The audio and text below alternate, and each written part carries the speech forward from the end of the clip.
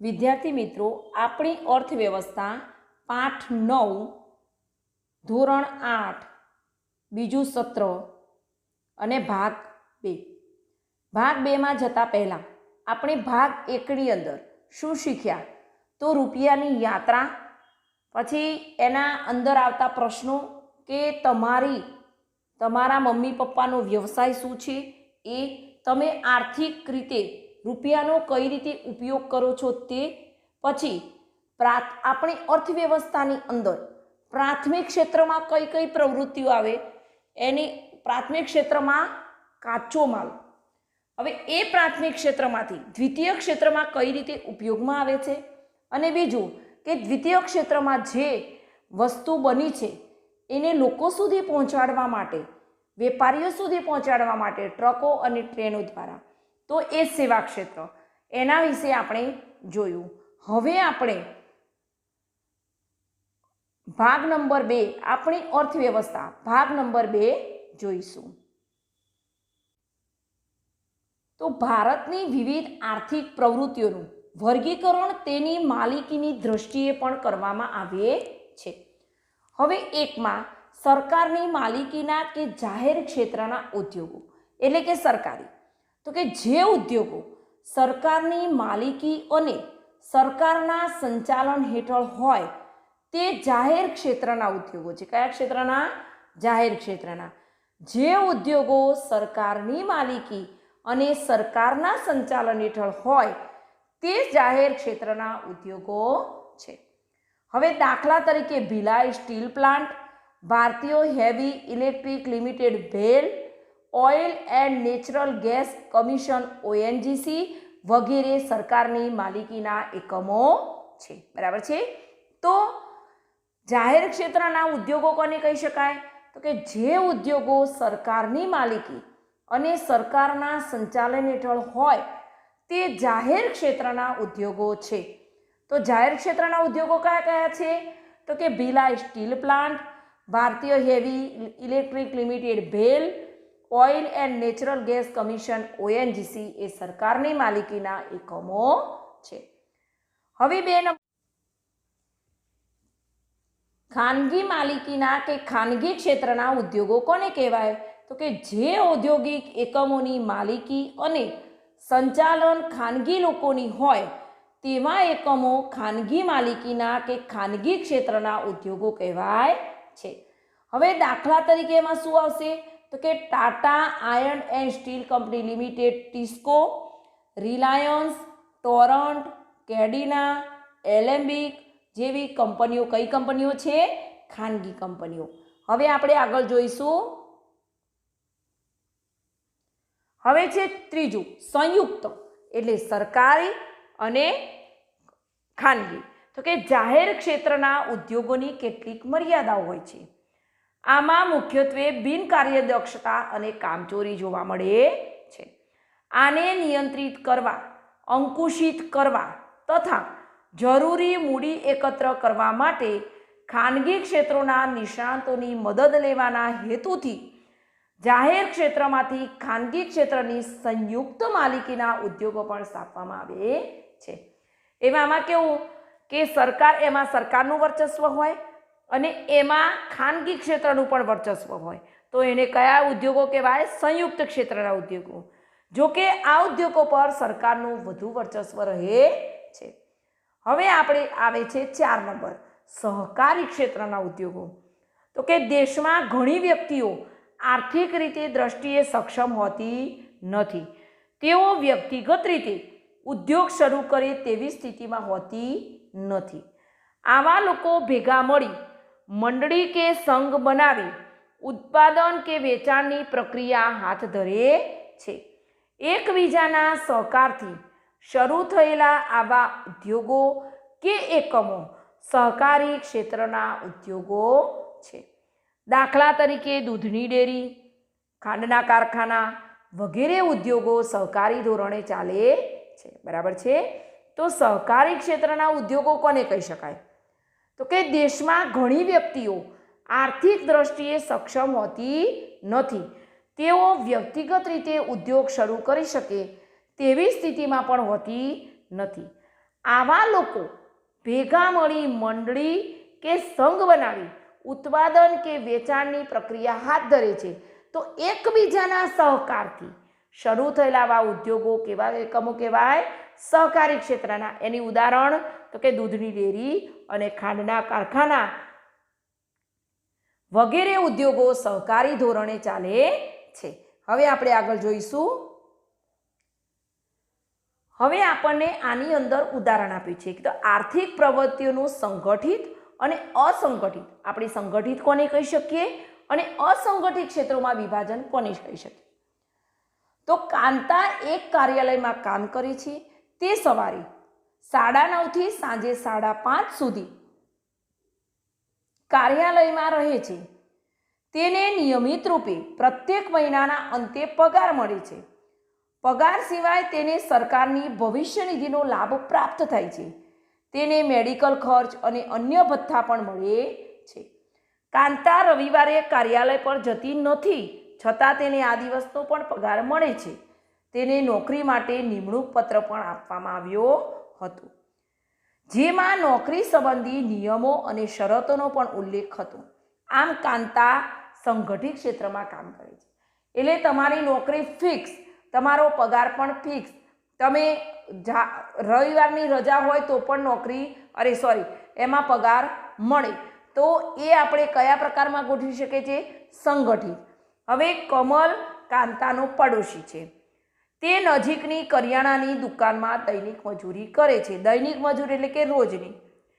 તે સવારે 8 કલાકે દુકાન પર જાય છે અને રાત્રિના 9 કલાક સુધી કામ કરે છે. તેને મજૂરી સિવાય બીજું કોઈ ભથ્થું મળતું નથી. જે દિવસે તે કામ કરતો નથી તે દિવસે તેને મજૂરી મળતી નથી. તેને કોઈ પણ રજા સવેતન મળતી નથી. તેને કોઈ નિમણૂક પત્ર પણ મળ્યો નથી. તેને તેનો માલિક ગમે ત્યારે નોકરીમાંથી નીકળી જવાનું પણ કહી શકે છે. આ રીતે કમલ અસંગઠિત ક્ષેત્રમાં કામ કરે છે. હવે તમને ખબર પડી હશે કે રોજનું રોજ કામ કરવાવાળું હોય એને કામના બદલામાં જ પૈસા મળે તો એ શું આવે? અસંગઠિત આવે. બરાબર છે? મજૂરી સિવાય અને વધારાનું કઈ વસ્તુ ના મળતું હોય તો એને કયું કહેવાય? અસંગઠિત ક્ષેત્ર. હવે આગળ જોઈશું. હવે આટલું જાણો તો સરકારે અસંગઠિત ક્ષેત્રના ઉદ્યોગો માટે વિવિધ કાયદા બનાવ્યા છે. આમ છતાં અસંગઠિત ક્ષેત્રના માલિકો દ્વારા તેનો વ્યવહાર ઉપયોગમાં થતો નથી. બરાબર છે? સરકારે આના માટે ઘણા કાયદા આપણે સમાન કામ સમાન વેતન એવી રીતે સરકારે ઘણા કાયદા બનાવ્યા છે, પણ એનો અમલ થતો નથી. હવે આપણે જોઈશું આર્થિક ઉદારીકરણ. તો કે વિશ્વની સાથે ચાલવા, વિશ્વ પ્રવાહમાં ભળવા અને ભારત દેશને વિકસિત રાષ્ટ્ર બનાવવા ભારત સરકારે પોતાની આર્થિક નીતિઓમાં કેટલાક ફેરફાર કર્યા. એ અનુસાર સન 1991ની ઉદાર નીતિ અપનાવી. આ નીતિ અનુસાર ઉદ્યોગ, વેપાર અને ધંધાને લગતા કેટલાક નિયંત્રણો દૂર કર્યા, કરવેરા ઘટાડ્યા, વસ્તુઓની આયાત નિકાસમાં પણ કેટલીક છૂટછાટ જાહેર કરી, નવા ઉદ્યોગો સ્થાપવા માટે મંજૂરીની પ્રક્રિયા સરળ બનાવી. તેના કારણે ભારત વિશ્વના અન્ય દેશો સાથે વેપાર, ધંધા અને ઉદ્યોગોની બાબતમાં એક બની રહ્યું છે. તેમજ ભારતમાં ધંધા રોજગાર વધ્યા છે. હવે આર્થિક નીતિમાં સરકારે ફેરફાર કેમ કર્યા?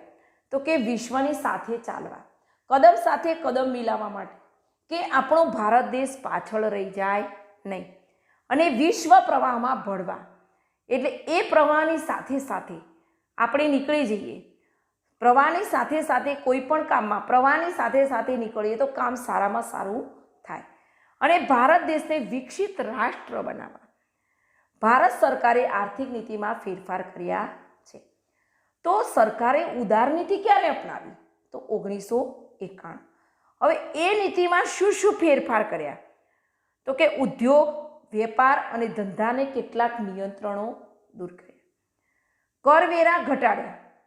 કરવેરા એટલે કે જે વેરો આપણે ભરીએ છીએ એ કરવેરા શું કર્યા છે? ઘટાડ્યા. હવે વસ્તુઓની આયાત નિકાસમાં કેટલીક છૂટછાટ કરી. આયાત કરવી એટલે વસ્તુને મંગાવવી, આપણી દેશમાં આવવી, અને નિકાસ કરવી એટલે બહાર મોકલવી. નવા ઉદ્યોગો સ્થાપવા માટે મંજૂરી પ્રક્રિયા સરળ બનાવી. એટલે મંજૂરી, નવો ઉદ્યોગ સ્થાપિત કરવો હોય તો મંજૂરી લેવી પડે. એના માટે પ્રક્રિયા કેવી બનાવી છે? સરળ, એટલે સહેલાઈથી મંજૂરી મળી જાય. હવે આ બધી ઉદાર નીતિના કારણે ભારત દેશમાં શું ફેર પડ્યો છે? તો કે ભારત વિશ્વના અન્ય દેશો સાથે વેપાર, ધંધા અને ઉદ્યોગોની બાબતમાં એક બની રહ્યું છે અને ભારતમાં ધંધા રોજગાર વધ્યા છે. આ હતું આર્થિક ઉદારીકરણનું મહત્વ. હવે આપણે આગળ જોઈશું. હવે આવે છે ખાનગીકરણ. તો આઝાદી પછી કેન્દ્ર સરકારે જાહેર સાહસો શરૂ કર્યા. જાહેર એટલે સરકારી. સમય જતાં જાહેર સાહસોના ઉદ્યોગો ખોટ કરતા ગયા. નફો ઘટતો ગયો. ખોટ થાય એટલે નફો ઘટી જાય અને તેમાંના કેટલાક એકમો બીમાર પડવાથી બંધ થઈ ગયા. એટલે બીમાર પડવા એટલે કે એનામાંથી નફો જ ના મળે, ખોટ જ જાય એટલે શું થઈ ગયું? બંધ પડ્યું. એટલે સરકારના અર્થતંત્ર ઉપર એની અસર થઈ. અર્થતંત્ર પર અસર થવી એટલે કે આવક ઘટી જવી, એટલે કે પૈસા જે મળવા જોઈએ તે મળે નહીં. કામદારો સંગઠિત થયા પણ ઉદ્યોગો નુકસાનમાં આવી પડી. કામદારો સંગઠિત થયા, એમને જે વેતન મળવું જોઈતું એ મળે છે, પણ ઉદ્યોગો કેવા પડ્યા? નુકસાનમાં. બીજી બાજુ વિશ્વમાં ગુણવત્તાની બોલબાલા થવા લાગી. ગુણવત્તા એટલે કે કોઈ બી ઉદ્યોગ ધંધો હોય એમાં સારામાં સારું કામ હોય તો એની ગુણવત્તા વધે. તો કે ખાનગી સાહસો નફો કરવા લાગ્યા. એટલે કે જે ખાનગી ઉદ્યોગો છે એ શું કરવા લાગ્યા?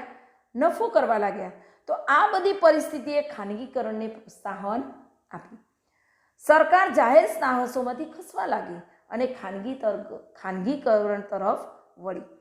તો સંયુક્ત સાહસ એ ખાનગીકરણની પ્રક્રિયાનો એક ભાગ છે. સંયુક્ત સાહસ એટલે કે સરકારી અને ખાનગી બંને ભેગું એટલે સંયુક્ત, એ ખાનગીકરણનો એક ભાગ છે. હવે આપણે ખાનગીકરણ વિશે તમે સમજ્યા છો. હવે આગળ જોઈશું.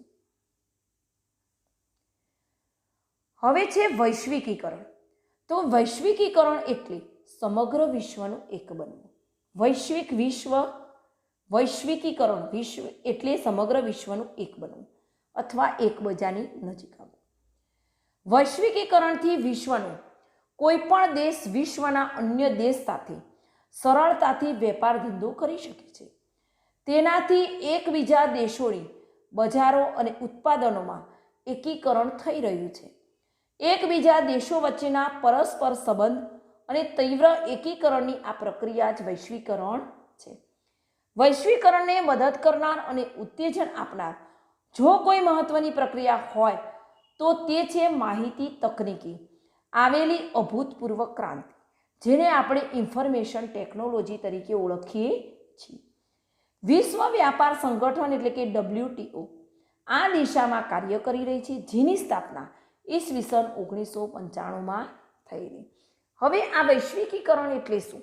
તો કે વૈશ્વિકીકરણ એટલે કે સમગ્ર વિશ્વનું એક બનવું. અત્યારે તો તમારે ધારો કે કોઈ પણ દેશની અંદર ફોન કરવો હોય કે તમારે વિડીયો કોલમાં વાત કરવી હોય તો એ જ સમયે તમે એ દેશમાં જાણે પહોંચી ગયા હોય એવું લાગે. એટલે વૈશ્વિકીકરણને, આ બધું વૈશ્વિકીકરણને કારણે જ શક્ય બન્યું છે. બરાબર છે?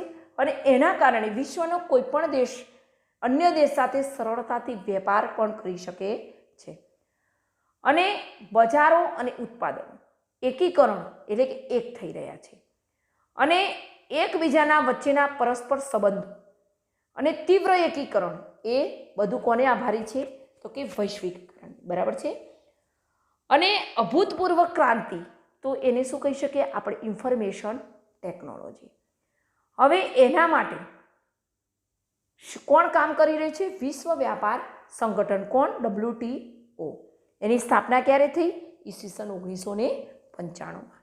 હવે આપણે આગળ જોઈશું. હવે છે વૈશ્વિકીકરણની અસરો. તો કે માહિતી ટેકનોલોજીને કારણે સેવા ક્ષેત્રમાં રોજગારીની નવી તકો ઊભી થઈ. Phone, fax, mobile, email, internet, video conference જેવા સાધનોથી માહિતી ઓછા ખર્ચે ઝડપથી પ્રાપ્ત થતા દેશના આર્થિક વિકાસની ગતિ વધી. બહુરાષ્ટ્રીય કંપનીઓ યજમાન દેશોની કંપનીઓ સાથે સંયુક્ત સાહસ કરવા લાગી, જેનો ફાયદો યજમાન દેશને થયો.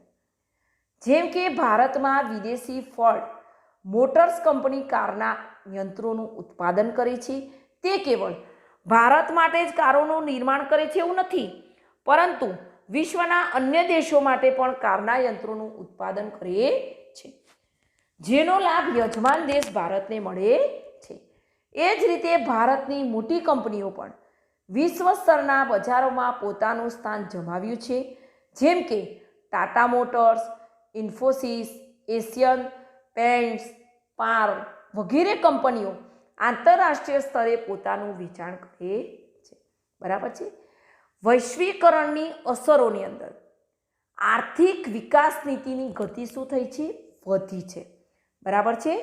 એની અંદર જુદા જુદા દેશો પોતાના